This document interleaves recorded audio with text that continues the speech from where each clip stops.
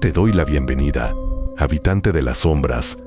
Aquí no hay luz, solo susurros, rituales prohibidos y relatos que no deberían contarse. Suscríbete y déjame un comentario. ¿Desde qué rincón del mundo me estás escuchando? Apaga la luz y prepárate, porque la oscuridad ya comenzó a hablar.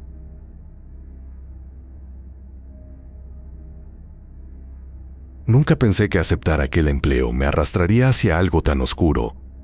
Cuando conocí a mi jefe, don Ramiro, lo vi como un hombre común, de esos que saben moverse en los negocios, que aparentan tenerlo todo bajo control. Yo había llegado a la ciudad de Oaxaca, buscando oportunidades, escapando de una vida marcada por deudas y malos recuerdos. Él me ofreció un puesto en su empresa de transportes, con un sueldo mejor del que esperaba. No pregunté demasiado, porque necesitaba el dinero, y porque en su mirada había una especie de fuerza que me hacía sentir que rechazarlo sería un error. Las primeras semanas todo parecía normal. Revisaba documentos, organizaba entregas y de vez en cuando debía acompañar a los choferes en rutas largas hacia pueblos escondidos entre montañas. Pero había algo extraño en la manera en que mi jefe seleccionaba esas entregas.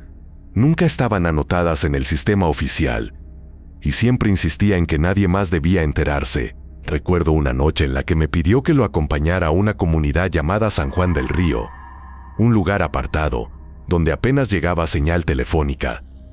Cargamos la camioneta con cajas de madera selladas, y aunque quise preguntar qué llevábamos, su mirada me heló la lengua.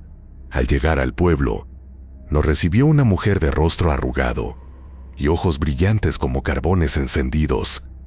Tenía un rebozo negro que le cubría casi todo el cuerpo. Sin mediar palabras, nos condujo hacia una construcción vieja, hecha de adobe, que parecía abandonada. Allí entramos, y lo que vi me hizo estremecer.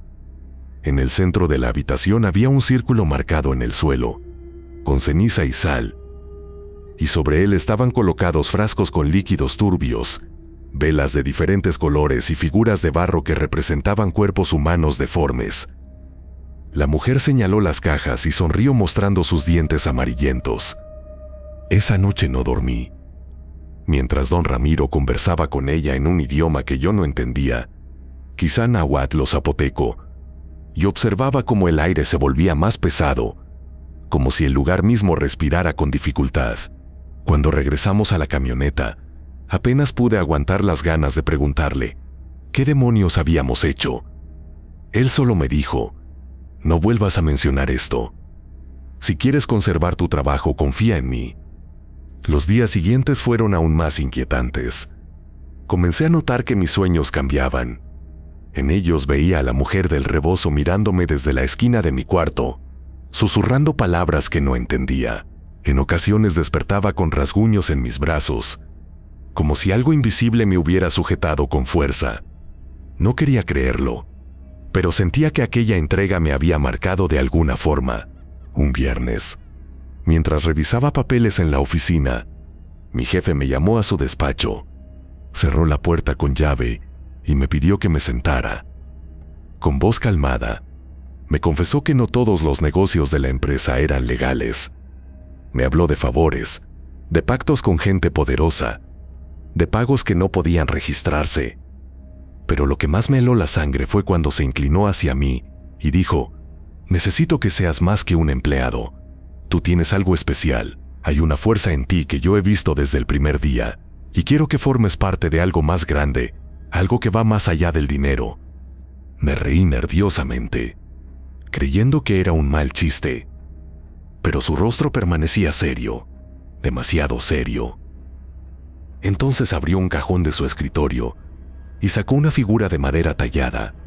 Era un hombre con las manos atadas y los ojos vendados. Esto, dijo, es un intermediario. No es un simple objeto. Es una ofrenda que conecta nuestro mundo con el otro, y quiero que aprendas a usarlo. Sentí un escalofrío recorrerme la espalda. Yo no sabía nada de brujería. Apenas había escuchado historias de las abuelas, cuentos para asustar a los niños.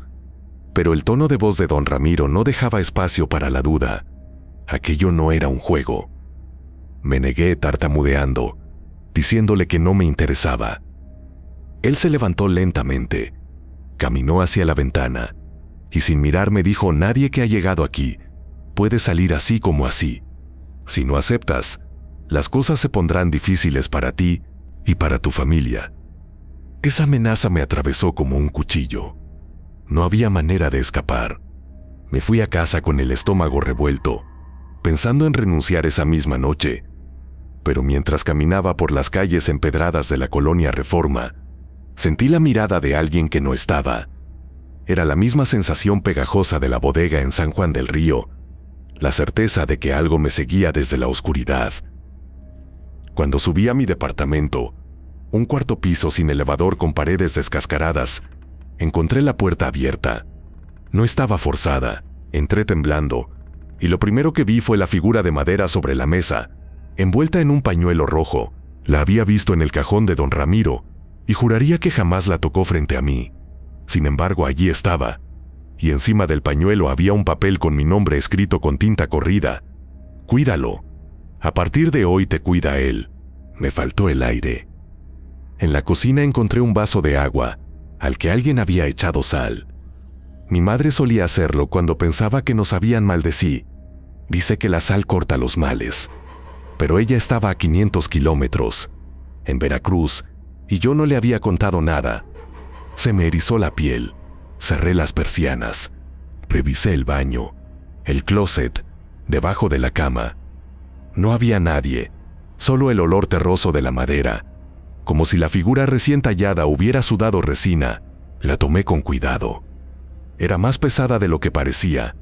La sentí tibia, como un animal vivo. Esa noche, la ciudad se convirtió en un rumor lejano. Dormí con la luz encendida, la figura envuelta otra vez en el pañuelo, guardada en el fondo de un cajón. Soñé con la mujer del rebozo. No decía nada, solo me mostraba sus manos, uñas negras, dedos nudosos manchados de ceniza.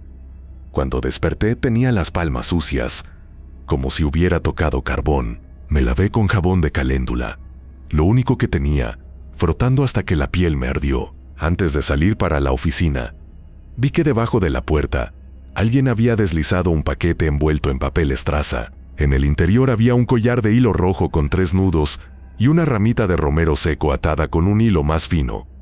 Y un mensaje: póntelo hoy, no lo remojes. Llegué a la oficina con el collar escondido bajo la camisa. Cada paso hasta el escritorio me pesaba. El mundo parecía estar a 1 milímetro de desfase, como si la realidad fuera una sábana mal extendida. Los choferes me saludaron con la normalidad de siempre. Nadie sabía nada. Cuando me senté, el teléfono sonó. Era don Ramiro. Súbete, dijo y colgó. Subí las escaleras del despacho sintiendo la madera crujir bajo mis pies. Él me esperaba de espaldas, mirando por la ventana hacia el patio donde los camiones se alineaban como elefantes cansados. ¿Lo recibiste?, preguntó sin girarse. Asentí aunque no podía verme. Se volvió al fin. Tenía ojeras profundas, la piel tensa sobre los pómulos, y esa mirada que no terminaba en sus ojos, como si otra cosa adentro de él te observara todavía. Me habló con suavidad, como si temiera espantarme. No es una amenaza, dijo. Es una protección. Vas a necesitarla. Quise decirle que no la quería, que se metiera el collar y la figura por donde no daba el sol, que solo quería mi sueldo y una vida simple. Pero mi boca no me obedeció. Él sonrió con un gesto triste, como si ya supiera qué palabras iba a tragarme. Anoche te olieron, continuó. Cuando entras a un cuarto como el de San Juan del Río, te reconocen. No hablo de personas, hablo de los que están entre nosotros. La mayoría no ve nada. Tú sí. Te lo dije, hay algo en ti. Y cuando pueden, prenden esa mecha. ¿Qué me propones entonces? Escuché mi voz como si saliera de alguien más. Quiero que me acompañes a un encargo en la Sierra Mixe. Esta vez no vas a manejar ni a cargar. Vas a estar ahí. Quiero que vean que ya no estás suelto. Quiero que te pruebes. Me reí. Un sonido feo, chueco. ¿Probarme? ¿Cómo qué? ¿Como brujo? No respondió enseguida. Se acercó a su escritorio y sacó del cajón una libreta negra, gastada en los extremos, con páginas amarillentas por el uso. Me la tendió. Dudé, pero la tomé. Eran listas de nombres y fechas.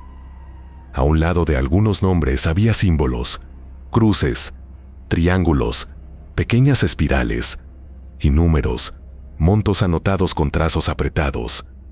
Cobros, entregas, decía en la primera página, y en otra, más atrás, cuentas del otro lado.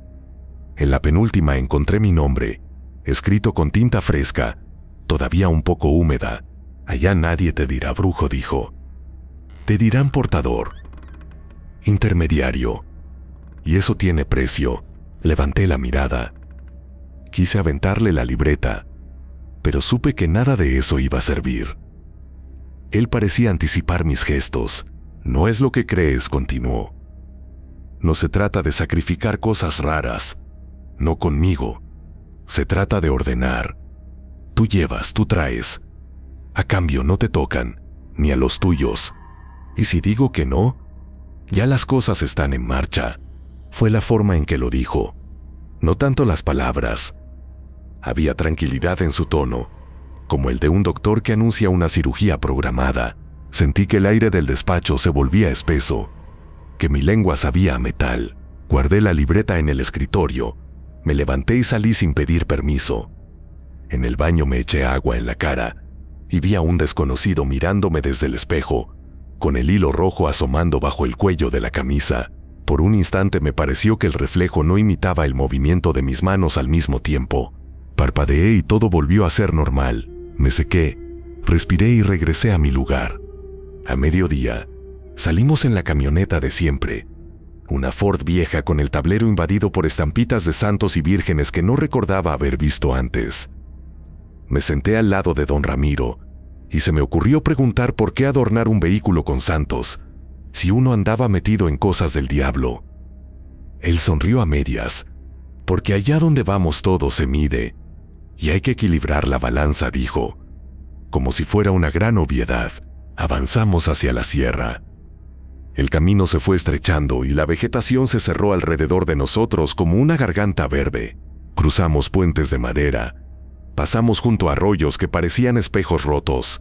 El sol se escondió temprano detrás de nubes gruesas, y la luz tomó un color amarillo sucio. En un puesto de carretera compramos café aguado y pan viejo.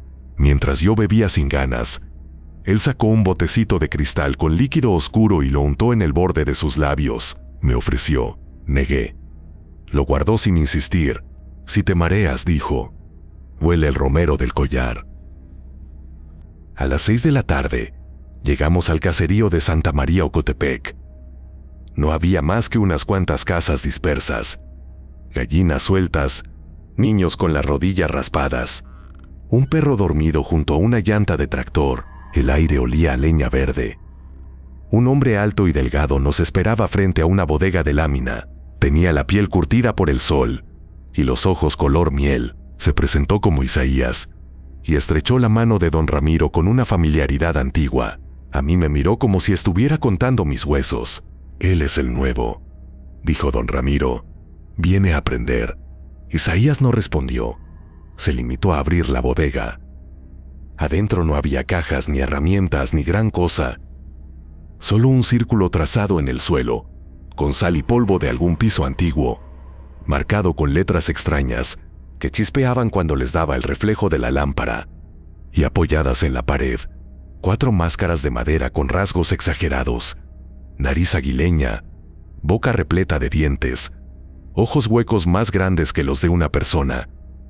Pasa, me dijo Isaías. Ponte el collar por fuera de la camisa. Obedecí. Sentí el hilo rojo como un alambre caliente sobre la piel. Isaías me indicó el centro del círculo. La tierra parecía vibrar levemente bajo mis botas, como el latido de una bestia enterrada. Don Ramiro se colocó frente a mí, fuera del círculo. Isaías se puso a mi espalda. Una tercera presencia entró sin que la viera. La sentí por el olor a humo y ruda fresca. Giré apenas y vi a una mujer muy joven con un rebozo gris, la mirada profundamente triste, Se paró frente a una de las máscaras y la tomó con cuidado, como quien levanta la cabeza de un niño dormido. Luego la alzó a la altura del rostro y la dejó apoyada en la pared, mirando hacia mí. «No vas a rezar», dijo Isaías. «Vas a escuchar». El silencio se densificó. Afuera, un gallo cantó descompuesto, como si lo hubieran estrangulado a mitad de la nota. El viento se coló por la lámina y silbó una melodía vieja. Isaías comenzó a hablar en un idioma ajeno. La mujer joven repitió ciertas sílabas, huecas como piedras tragadas por un río. Don Ramiro no dijo nada, solo me observaba con los brazos cruzados. Al principio no pasó nada. Después la sal a mis pies empezó a humedecerse sin agua. Vi cómo el polvo del piso se levantaba en pequeños remolinos y se pegaba al hilo rojo. El collar me apretó. Quise llevarme las manos al cuello, pero Isaías la sujetó con firmeza, sin violencia. «No te quita nada», susurró. «Te reconoce». Sentí un peso en la nuca. No como una mano, sino como una mirada con peso. La máscara, con la boca llena de dientes, pareció dar un paso hacia mí. Sus ojos vacíos se llenaron de un color que no existe. Me mareé. Olí a romero, a tierra, a lluvia antigua. Y de pronto lo escuché. No a Isaías, ni a la mujer, ni a don Ramiro. Alguien más.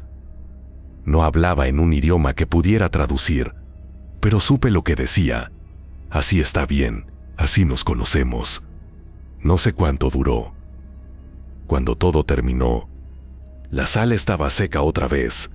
El polvo dormía donde tenía que dormir.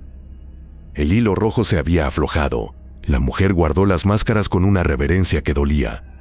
Isaías palpó mi torso como chequeando que nada faltara. Yo temblaba. Don Ramiro me ofreció agua de una botella. El plástico estaba muy frío. No era gran cosa, dijo. Un saludo. Un «ya lo vi, ya lo olí». A partir de hoy no estás suelto. ¿Y si no quiero nada de esto?, pregunté por fin, con un hilo de voz. «Ya lo quisiste», replicó él. «Cuando aceptaste el trabajo y subiste a esa camioneta. Uno siempre elige mucho antes de darse cuenta». No dormí esa noche. Nos quedamos en una casa prestada, de paredes de adobe y techo de lámina. Me dieron un catre con una cobija áspera. El silencio era tan grande que se escuchaba el chocar de los insectos contra la lámpara apagada. A medianoche escuché un arrastre en el patio, como si alguien moviera un costal pesado.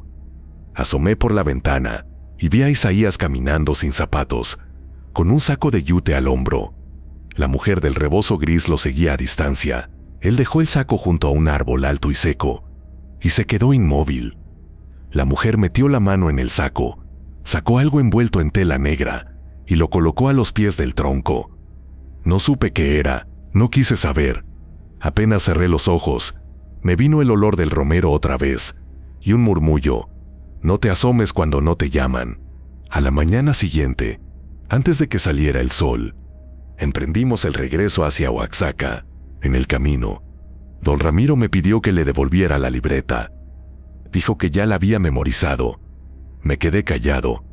De pronto, me pidió que parara en una gasolinera abandonada.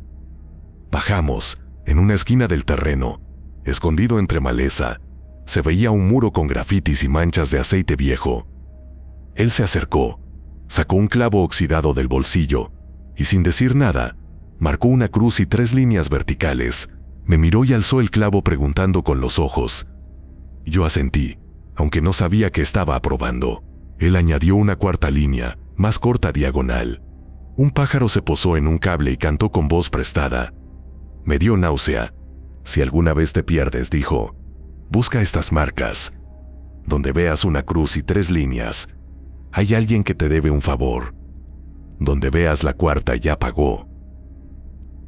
Esa tarde, de regreso en la oficina, encontré un correo en mi bandeja, sin remitente, como si hubiera salido de mi propia cuenta para volver a mí.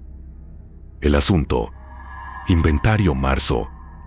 El cuerpo del mensaje estaba en blanco, salvo por una línea en la parte inferior, un número de teléfono que reconocí. Era el de mi madre. El estómago se me cayó al suelo. La llamé de inmediato, pero no contestó. Volví a marcar. A la tercera respondió sonando adormilada. «Mamá, ¿estás bien?» «Sí, hijo». «¿Por qué?» Se me quebró algo que llevaba tenso desde la bodega. Quise contarle, pero la imaginé con sus hierbas, sus rezos, sus cosas sencillas. Sentí que si le decía, iba a arrastrarla conmigo. Colgué diciendo que solo quería saludar. Ella se rió, sospechando la mentira, y me recordó que comiera. Me recosté sobre el escritorio y el hilo rojo se me pegó al cuello con el sudor. A los 2 días, don Ramiro me mandó un mensaje escueto. Hoy, 11:30, carretera a Cimatlán. Desviación al Panteón Viejo. No hubo explicación. Guardé el teléfono, pero las palabras empezaron a moverse en mi cabeza como insectos atrapados. A las 10:30 tomé la camioneta y salí. La ciudad dormía en un letargo de perro cansado. Pasé frente a taquerías cerradas, hombres borrachos peleando con sombras. En la desviación al Panteón Viejo, la luna parecía lamida por una nube, opaca, tímida. Me estacioné junto a la reja oxidada. Esperé. A las 11:35, silencioso como humo, apareció el coche de don Ramiro, un sedán negro que jamás llevaba a la oficina. Bajó sin saludar. Traía un maletín. «Ven», dijo. Entramos al panteón, saltando la reja por un tramo vencido. Hubo un momento en que la planta del pie me tocó una piedra fría, y supe que era una lápida. Me aparté con cuidado. Nos internamos entre las cruces de hierro y las cruces de madera vieja que parecían dedos saliendo de la tierra. Llegamos a un mausoleo con una puerta entreabierta. Dentro olía a humedad y flores podridas. A un lado había un nicho vacío, recién abierto, la losa al costado con la fecha aún sin marcar. Don Ramiro puso el maletín sobre el suelo. Lo abrió. Había adentro frascos con líquidos viscosos, velas negras cortas, un cuenco de barro pintado por dentro con una espiral roja. Sacó todo con meticulosidad. «Hoy vas a aceptar formalmente», dijo sin mirarme. «No te vamos a pedir nada que no tengas, solo lo que ya se te pegó». Sentí las manos heladas. Miré los frascos, tratando de entender qué había ahí. Parecía aceite quemado, miel demasiado oscura, quizás sangre seca. Se me revolvieron las tripas. «No voy a beber nada», balbuceé. «No tienes que beber», respondió con una calma que me hirió. «Solo sostén la figura y vas a decir unas palabras». No quería tocarla, pero la sacó del maletín y la puso en mis manos. Era la misma, con las manos atadas y los ojos vendados, pero juraría que el vendaje se había desplazado 1 milímetro, como si algún ojo estuviera tratando de asomarse. Me temblaron los dedos. Él encendió las velas. La llama no era estable. Crecía, bajaba, se ladeaba, como si respirara por sí misma. Afuera, un perro aulló largo, y los árboles respondieron con un sonido de hojas rascando el cielo. «Repite», dijo. «Yo te reconozco, y tú me reconoces. Lo que está con él camina conmigo, y lo que me huele lo huelo. No me debes y no te debo. Yo llevo, tú abres. Yo cierro, tú no entras». Lo dije a medias, con la lengua trabada. El aire del mausoleo sopló hacia el cuenco de barro, y la espiral roja pareció moverse. Las velas parpadearon. Algo invisible me apretó la nuca. La figura en mis manos se calentó. El vendaje olió a paño húmedo. Por un instante tuve la certeza de que si levantaba la tira de tela, iba a ver un ojo humano, real, cansado de mirar desde adentro de la madera. Tragué saliva. Quise salir corriendo. Don Ramiro puso una mano en mi hombro. Ya casi susurró. «No lo hagas enojar». «¿A quién?», pregunté sin querer preguntar. «Al que ya aceptó olerte». Hubo un golpe sordo en el techo del mausoleo, como si algo pesado hubiera caído encima. Miré hacia arriba. La luz tembló. Otro golpe. Un tercer golpe, más cercano, en la pared exterior. Me paralicé. Don Ramiro no se movió. Cerró el maletín con los frascos y esperó. El golpe se convirtió en un raspón largo, arrastrado, que rodeó la estructura. Las velas se inclinaron en la misma dirección que el sonido, obedeciendo una corriente que no sentí en la piel. Un susurro rozó mi oreja, no de un idioma, sino de una respiración. La figura pesó tanto que mis brazos dolieron. Yo no sé por qué no solté nada, quizá porque la mano de don Ramiro en mi hombro era una jaula. Entonces, como si la noche hubiera tenido suficiente de nosotros, todo se aquietó. Un silencio espeso nos cubrió. Las llamas se pusieron rectas, como soldados. Don Ramiro retiró la mano. Aspiró, exhaló. Listo, dijo. Ya te oyó. Ya te reconoció. Ahora vamos a trabajar de verdad. No pude hablar durante un rato largo. Salimos del panteón como dos ladrones cansados. De regreso a la camioneta, él me explicó, como explican los viejos las cosas que les costó sangre entender, que algunos encargos no eran mercancía ni dinero. Eran recorridos, traslados que no podían hacerse de cualquier forma. A veces hay que llevar nombres hasta ciertas casas, o palabras en papel que no se pueden leer si no estás marcado. A veces hay que bajar al río a medianoche y hablar muy despacio con el agua. Nada que te quite la vida si lo haces bien. ¿Y si lo hago mal?, pregunté. Por eso estoy aquí, respondió.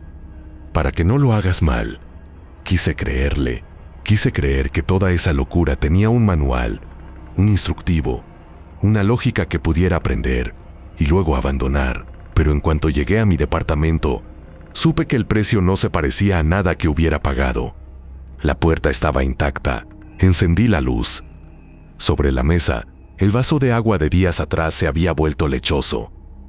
En el fondo flotaba algo pequeño, como una semilla. Me acerqué. No era una semilla, era una uña. Mi uña, la del dedo anular que me había roto de niño, y salió mal pegada. El pánico me atravesó de lado a lado, frío como un cuchillo de nieve. No dormí. Caminé de un lado a otro, hasta que se hizo de día. A las 9, sin saber por qué, me dirigí a San Martín Mexicapán, a una tiendita de esas que venden todo: velas, incienso, jabón de ruda, estampas, estatuitas. Había pasado 1000 veces frente a ella sin entrar, pero esa mañana mis pies me llevaron solos. La dueña se llamaba Teresa. Tenía el pelo recogido en un chongo apretado y ojos que no perdonaban mentiras. Me miró solo un segundo y luego dijo: «A ti ya te jalaron». «No quiero nada», alcancé a decir. «Solo vine por...» «Llévate 3», dijo. «¿Y esto?». Puso sobre el mostrador un saquito de tela con algo pesado dentro. Lo abrí. Era un puñado de tierra negra y envuelto en un papel, un pedazo de hilo rojo igual al mío. «Eso lo entierran en un cruce de caminos antes del mediodía», dijo. «Si ya te jalaron, por lo menos que te jalen con guía». No le pregunté cuánto era. Pagué y salí con el corazón martillándome las costillas. Enterré la bolsita en un cruce de tierra, tal como me indicó, y el mundo se enderezó medio grado. No mucho, pero lo suficiente para no sentirme caminando en una lámina de hielo que se iba a romper en cualquier paso. Esa misma tarde, don Ramiro me mandó otro mensaje: el nombre de un hotel antiguo en el centro, una hora y una instrucción: sube por las escaleras, no uses el elevador. Llegué al lugar con el hilo rojo al aire, como me indicaron en el primer encargo. El gerente me miró raro, pero no dijo nada. Subí por una escalera de madera crujiente, con paredes llenas de fotografías en sepia de turistas de otra época. En el tercer piso, el corredor olía a cera y humedad. La puerta 35 estaba entreabierta. Empujé. Adentro la habitación estaba casi a oscuras. En la cama, sentada con la espalda recta, estaba la mujer del rebozo gris. No supe si era la misma o si todas eran la misma cuando llevaban ese rebozo. Tenía frente a ella una maleta abierta, y dentro de la maleta había prendas dobladas con una exactitud dolorosa. En la mesita de noche, un vaso con agua y 2 velas cortas apagadas. Ella no me miró. «Él dijo que venías», murmuró. «Él dijo que ya aceptaste». ¿Qué tengo que hacer? Escuchar. Abrió un cuaderno con tapas de cartón y me lo entregó para que lo sostuviera frente a ella, a la altura del corazón. Las páginas estaban llenas de nombres, algunos tachados con una X, otros marcados con un punto rojo, letras apretadas como si cada nombre buscara escapar del papel. Mientras yo sostenía el cuaderno, ella comenzó a hablar en voz baja, como si le contara un secreto a un niño dormido. No entendí las palabras, pero el cabello de mis brazos se erizó. Una brisa imposible corrió por la habitación cerrada. El vaso de agua hizo una ola diminuta. «Esto lo llevas tú», dijo. «Te toca llevarlo en la boca, no en las manos». «¿Cómo en la boca?». Así respondió. Y dijo una palabra que no puedo reproducir, porque no era palabra, era un nudo.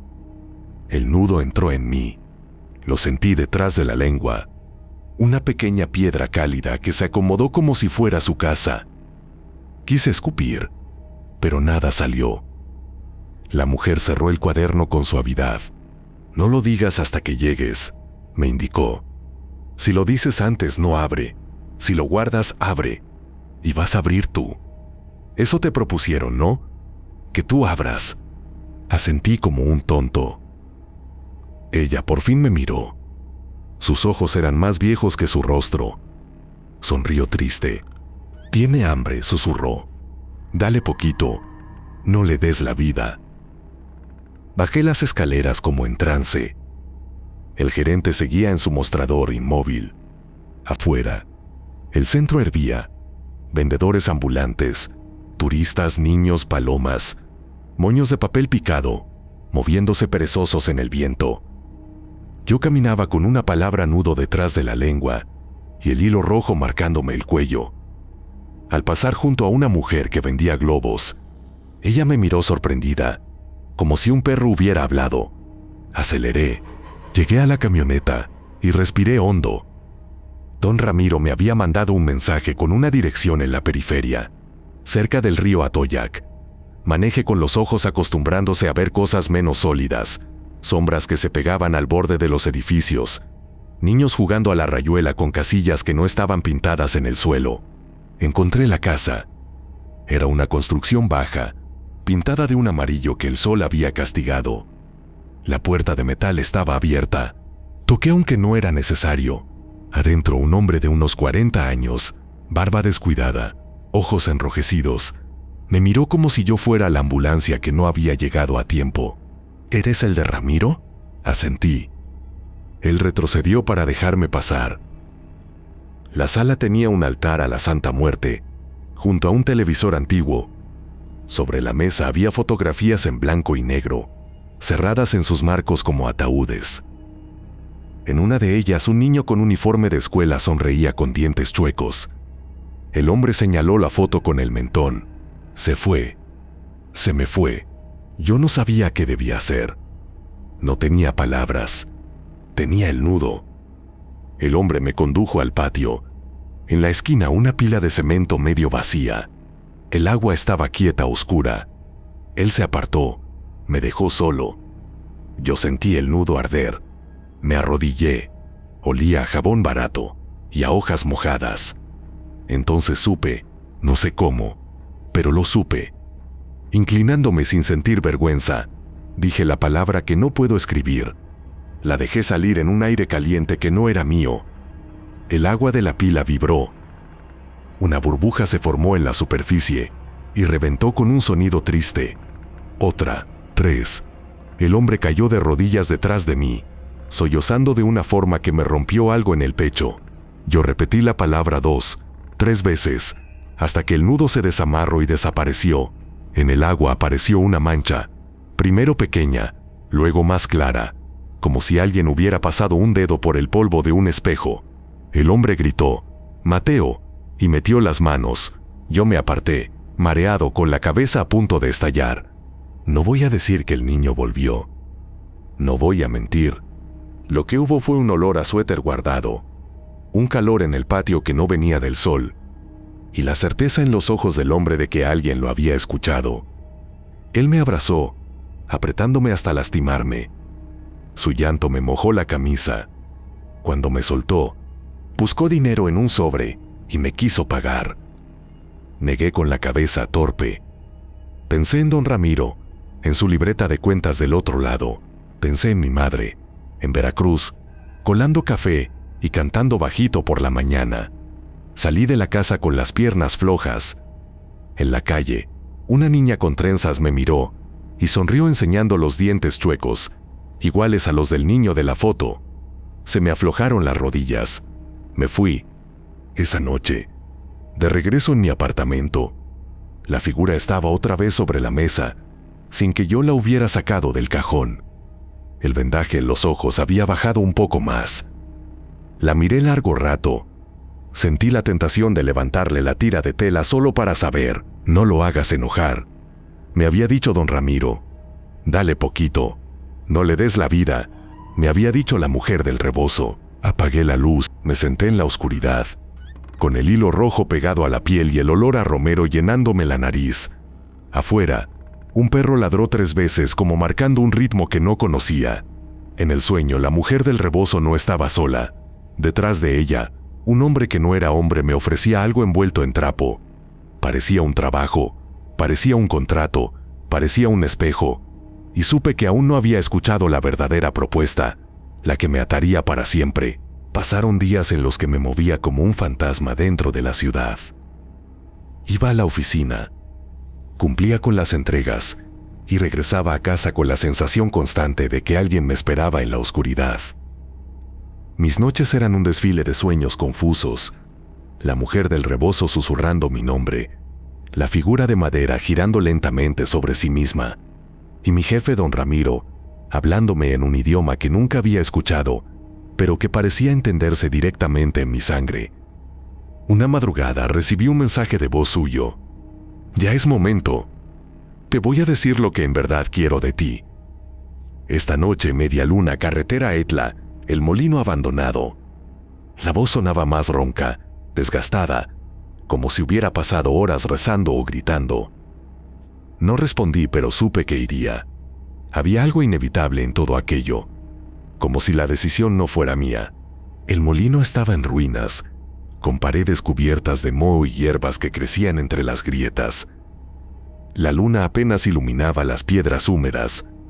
Al llegar, vi varias camionetas estacionadas alrededor. Había hombres que yo no conocía, todos con camisas oscuras y rostros tensos. En el centro del lugar estaba Ramiro, con la libreta negra en las manos y la figura de madera colocada sobre un altar improvisado de ladrillos.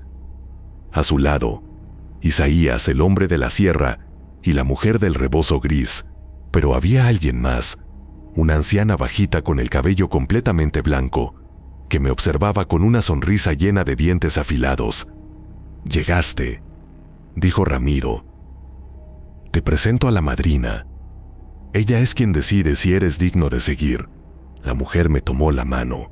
Su piel estaba fría, casi como la de un cadáver. Me llevó hasta el altar y me obligó a arrodillarme.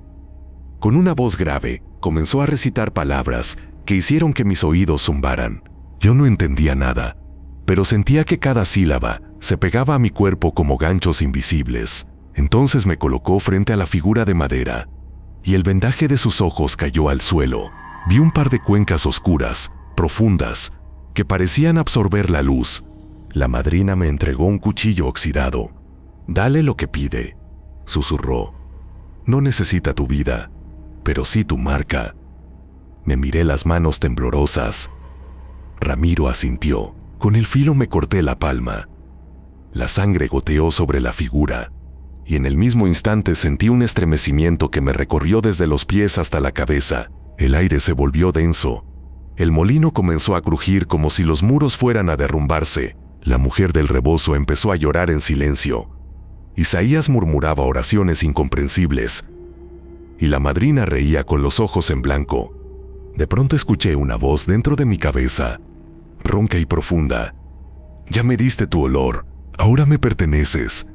Me tapé los oídos, pero no sirvió de nada. La voz estaba dentro, no fuera. El pánico me invadió. Quise huir, pero Ramiro me sujetó por los hombros con una fuerza imposible. No tengas miedo, dijo. Esto no es para destruirte. Es para levantarte. A partir de hoy eres nuestro enlace. Tú abrirás los caminos, y ellos nos pagarán con obediencia. Las velas negras que rodeaban el altar se apagaron de golpe, y el silencio se hizo absoluto. En ese instante supe que algo había entrado en mí, algo que no podía sacar. El collar rojo se me apretó contra la garganta hasta dejarme sin aliento. La madrina acarició mi cabeza, como a un niño, y murmuró: «Ya está hecho. Ahora escucha bien, muchacho. A ti te corresponde llevar la carga de los vivos y los muertos. Cada nombre que te den, cada palabra que recibas, tendrás que entregarla donde te indiquen. Si fallas, no fallas tú. Falla tu sangre». El grupo de hombres alrededor se inclinó hacia el altar, como si acabaran de presenciar un juramento sagrado. Isaías me puso una máscara de madera sobre la cara, áspera, pesada, y en la oscuridad escuché un murmullo creciente que no venía de ninguno de ellos. Eran voces, cientos de voces, llamándome por mi nombre. Esa noche regresé a casa tambaleándome.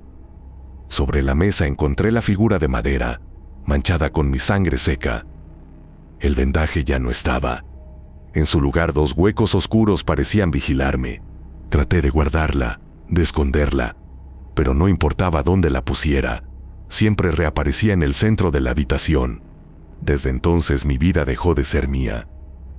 A veces recibo llamadas sin número, donde solo se escuchan susurros que me obligan a escribir nombres en papeles, que luego debo entregar en direcciones específicas. Otras veces en los sueños se me revelan rutas, encargos, cosas que después se cumplen con precisión aterradora. No puedo escapar. Don Ramiro me dice que me acostumbre, que ahora formo parte de algo más grande.